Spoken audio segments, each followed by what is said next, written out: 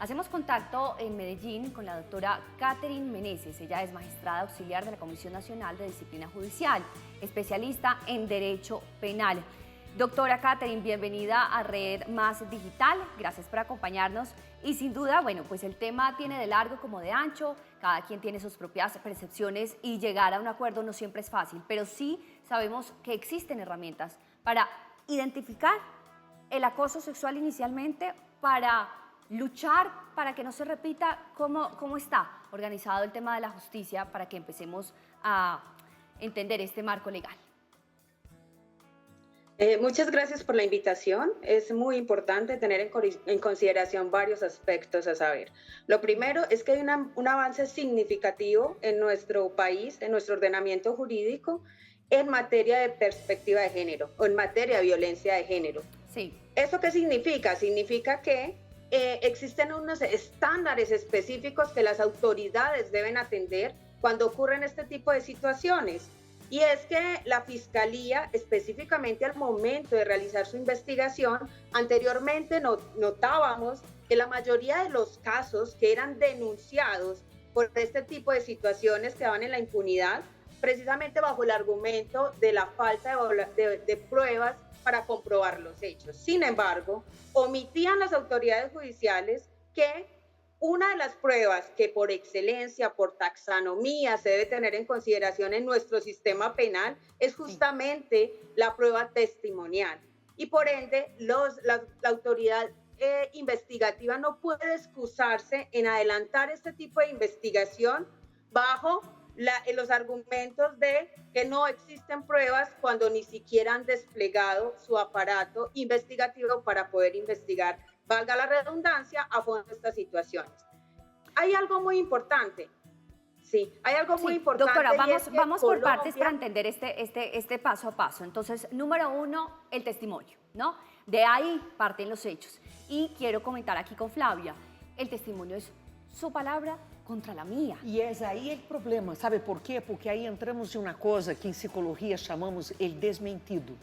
Mira que quando tu passas por um trauma e tu cuentas esse trauma, ele entra e se queda inscrito em ti. Pero se uma pessoa te diz, Paulo, pero será que foi assim? Tu entras em uma coisa que nós outros chamamos que é o desmentido. E o desmentido te dá um quiebre emocional interno tenaz. E muitas mulheres evitam essa situação porque não há nada pior, Paulo. Ou seja, o trauma em si já é grave. Quando entra, é o caso do abuso sexual. Quando há abuso sexual, sobretudo em um ninho, e que diz que alguém diz, pero não foi assim como tu estás contando, isso dá em la persona uma espécie de uma confusão mental que tu generas un trauma adicional, o sea, mucho decir, más complicado. ¿Será que yo me lo imaginé? ¿Será que, o sea, Exato. provoca esa reacción en la Marco, persona? el desmentido destruye una persona internamente.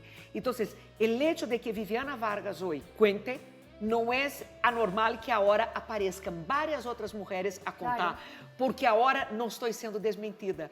Hubo uma pessoa que me valida no que passou comigo. E lo que eu interpretei, creí que era minha interpretação. Mulher que tem uma dúvida, ou seja, dizer, não, pero será que não fui eu que interpretei? Não, o hecho que uno se sentiu amedrentado ou humilhado fue acosado. Eso es lo mismo de la revictimización, porque es lo que además hemos escuchado muchas personas víctimas de diferentes circunstancias, el hecho de contarlo y ser juzgado y ser cuestionado y ser revisado. Es que recuerden que yo pasé esto. Es una también revictimización. Listo, partimos entonces, doctora Catherine Meneses, del tema del testimonio. De ese testimonio, ¿qué sigue en adelante? ¿Cómo saber si es su palabra contra la mía? ¿Qué es lo que puede estar sucediendo y va a suceder seguramente en todas las circunstancias? Lo que pasa es que hay que tener algo en cuenta muy importante, y es que Colombia ya tuvo una sanción. No sé si ustedes recuerdan el caso de Ginette Bedoya. Es un caso que llegó a la Corte Interamericana de Derechos Humanos, y en ese caso precisamente la Corte Interamericana sanciona a Colombia y hace un llamado de atención y le dice, ojo, al momento de realizar la investigación cuando se traten de violencia de género, porque no puede partir el cuerpo técnico de investigación del cuestionamiento de los dichos de la víctima. O sea, no, aparte de que no la puede revictimizar, no puede cuestionar o poner en tela de juicio los hechos que está relatando, Por el contrario, para eso existen unos parámetros importantes a tener en consideración por los especialistas, los psicólogos, el cuerpo de investigación, para, a partir de lo que le está relatando en ese momento la denunciante, pueda ampliar su campo de investigación y llegar a la verdad. Y es que anteriormente estaba acostumbrado el cuerpo técnico investigativo en Colombia, precisamente a partir de esos cuestionamientos. Creo que lo interpretaste mal, creo que quizás tenía la vestimenta inapropiada, y ese es el llamado de atención. Ya nos sancionaron una vez por eso.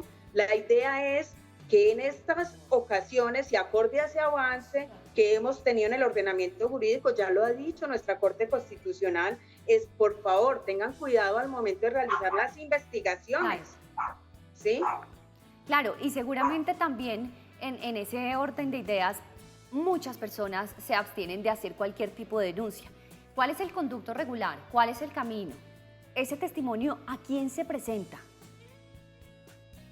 Ese testimonio inicial se debe presentar precisamente ante el ente acusador. En este caso, el ente acusador es la Fiscalía General de la Nación. Lo que ocurre es que la Fiscalía apenas conoce el hecho y es lo que nosotros llamamos como la noticia criminal, que es el primer relato a partir del cual se inicia esa investigación. Lo que ocurre es que la fiscal a la que se le asigna el caso procede a realizar unas misiones de investigación. Entonces coge sus expertos y le dice, bueno, en este caso voy a necesitar el acompañamiento, puede ser de un psicólogo, para realizar la valoración y a través de ciertas metodologías que ellos implementan puedan llegar a la verdad escuchando a la víctima, ¿sí? Entonces, en ese orden de ideas ya posteriormente dice, bueno, acá me están hablando y pueden existir conversaciones de WhatsApp, que ya de una vez me adelanto y explico. La Corte Constitucional y muchas de las altas cortes de manera pacífica han determinado que los pantallazos de WhatsApp son prueba documental, ¿sí? Entonces, en ese orden de idea, esas misiones que va desplegando el ente acusador se van cumpliendo hasta finalmente lograr que la Fiscalía diga, bueno, ya tengo un mínimo de inferencia razonable, ojo. En esta etapa no se le está exigiendo a la Fiscalía que tiene que tener toda la prueba contundente para demostrar el hecho. Se le está diciendo, tiene que tener un mínimo de inferencia, lo que llamamos la sospecha, para poder formular imputación y que a partir de la formulación de imputación inicien todas las etapas del procedimiento penal. Ahora, doutora Catherine, dentro dessa necessidade de apresentar provas, entendo, pero solo a palavra, a história ou a percepção da pessoa já não é suficiente para correr isso como demanda de investigação, porque às vezes muitas mulheres têm medo de acudir à justiça, porque a justiça lhe exige tantas provas, tantas coisas, como se só o hecho que lhe cuente desde a parte personal não tivesse nenhum tipo de valor. ¿La palabra tiene valor para la justicia? Claro, en el procedimiento penal no opera así como lo estamos manifestando, de pensar que el simple dicho de la víctima no puede operar como una prueba importante dentro del procedimiento. ¿Por qué? Porque justamente, pues si les cuento que en el procedimiento penal, incluso si tú quieres ingresar al procedimiento, una prueba documental tiene que hacerla a través de un testigo. ¿Qué quiero decir con esto? Que la prueba testimonial, lo que tú estás llamando como tu palabra contra la mía, es plenamente válida en el procedimiento penal porque se somete a contradicción. Es decir, le dan la posibilidad al procesado de contrainterrogar a esta persona para que la autoridad judicial, es decir, el juez, pueda determinar si es creíble ese testimonio o no es creíble. Y hay algo muy importante. Y es que anteriormente nuestro sistema penal era escrito, actualmente, pues desde el 2004, que rige la ley 906, es testimonial, pero digamos que a nosotros nos ha costado esa implementación del sistema y adaptarnos a ese sistema oral. Entonces, pero hoy en día no nos podemos excusar, o el ente fiscal no puede decir, bueno, pero, solamente tengo el testimonio de la víctima. Claro, y nos concentramos, por supuesto, en la víctima, Flavi, eso es importante tenerlo en cuenta, pero mientras tanto, quien es acusado, ¿qué puede hacer en su defensa? Porque también podemos pensar que esta persona merece su defensa. Claro, e mira que também já acompanhei um caso desse, que tuve que assistir em justiça de uma pessoa que estava sendo acusada por um abuso sexual que não houve, Que não porque houve. ele tinha as provas de ela ameaçando-lo.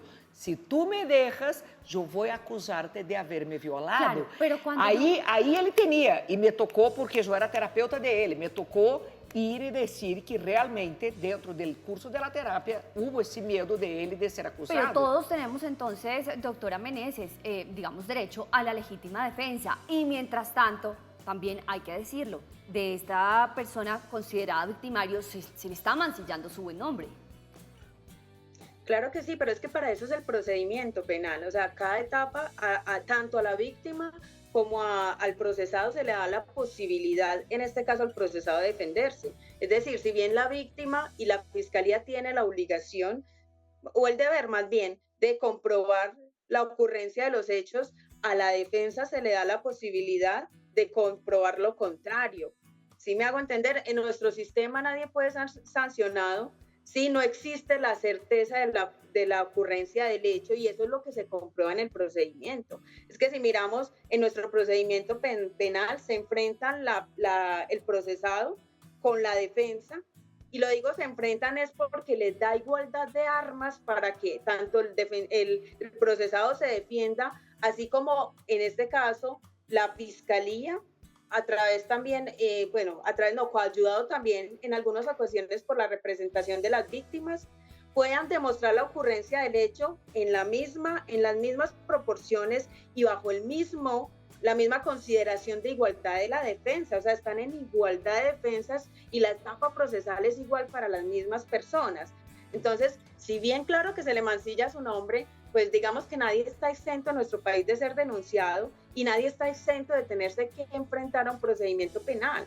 La obligación de la fiscalía, una vez se instaure una denuncia, es investigar, y en caso de que tenga esa inferencia razonable, es formular imputación y que sea dentro del procedimiento que se compruebe si esos hechos son verdaderos o son falsos, porque solamente la autoridad judicial tiene la posibilidad de determinarlo. Pues, doctora Catherine Meneses, magistrada auxiliar de la Comisión Nacional de Disciplina Judicial, gracias por acompañarnos y permitirnos entender un poco más cómo funciona este escenario en caso tal de una denuncia de acoso. Además, especialista en derecho penal, por eso pues era importante tener esta voz para entender ese panorama legal. Gracias por acompañarnos. Muchas gracias a ustedes.